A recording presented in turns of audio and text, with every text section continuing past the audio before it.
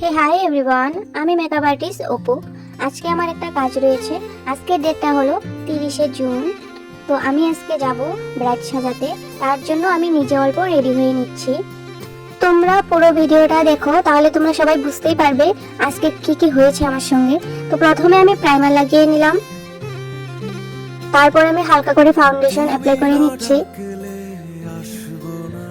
এখন আমি loose powder apply করে নেব।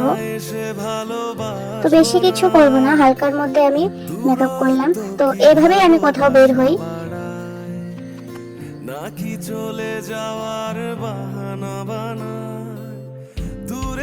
আমি কিন্তু পুরোপুরি রেডি। তো এখন দেখলাম ফুচকা কাকু এসেছে, তাই আমি ফুচকা খেয়ে নিলাম। ফুচকা খেয়ে আমি এখন বেরোবো। আমাকে টাইম দেওয়া ছিল 3টা, তো আমি 2:30 নাগাদ বাড়ি থেকে বের হয়েছি।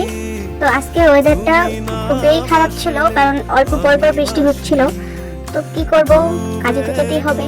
তো দেখতে দেখতেই আমি পৌঁছে যাচ্ছি। বিয়েটা ছিল ছেলের বাড়িতে, মেয়ের বাড়ি থেকে মেয়েকে উঠিয়ে এনে ছেলের বাড়িতে বিয়েটা হবে। তো আমাকে 3টা থেকে টাইম দেওয়া হয়েছিল, তো আমি 3টার মধ্যে পৌঁছে গিয়েছি। কিন্তু ব্রাইড আমার কাছে বসেছে 5:30টার দিকে। তো আমার তেমন কোনো প্রবলেম হয়নি, কারণ আমার পিসির বাড়ির সঙ্গেই ছিল, তো আমি পিসির বাড়িতে ছিলাম। তো ব্রাইড দেখো এসেই শুয়ে পড়েছে, কারণ ব্রাইডের শরীর প্রচন্ড খারাপ ছিল। আর আমি এভাবে ফার্স্ট টাইম কাজ করলাম, আমি কোনোদিনও এভাবে কাজ করিনি।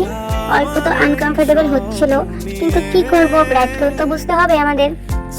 তো তোমরা ফাইনাল লুকটা দেখে জানিও কেমন হয়েছে।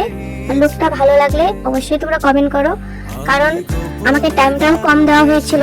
বিয়ের লগ্ন ছিল 7টার দিকে, আর ব্রাইড আমার কাছে এসেছে 5:30টার দিকে। তার মধ্যে ব্রাইডের শরীর খারাপ ছিল। আমার অবস্থাটা দেখো, আমি কিভাবে কাজ করছি। কি করব, কোনো অপশন ছিল না হাতে। ব্রাইড এখান থেকে উঠতেই পারছিল না, তো আমাকে এই জায়গাতেই কষ্ট করে বসে আমাকে কাজটা করতে হলো। তার মধ্যে প্রচন্ড পরিমাণ বৃষ্টি হচ্ছিল। আমার তো কাজ কমপ্লিট হয়ে গিয়েছিল 7টার মধ্যে, কিন্তু আমি বাড়ি ফিরেছি 9টার দিকে। এত পরিমাণ বৃষ্টি হচ্ছিল, আমি কোনোভাবেই বের হতে পারছিলাম না। অনেক টাইম বসে থাকার পর ফাইনালি এখন আমি বাড়ি ফিরছি। এখন বাজে রাত 9টা। সবাই ভালো থেকো, সুস্থ থেকো। আবার অন্য কোনো ভিডিওতে দেখা হচ্ছে। টাটা।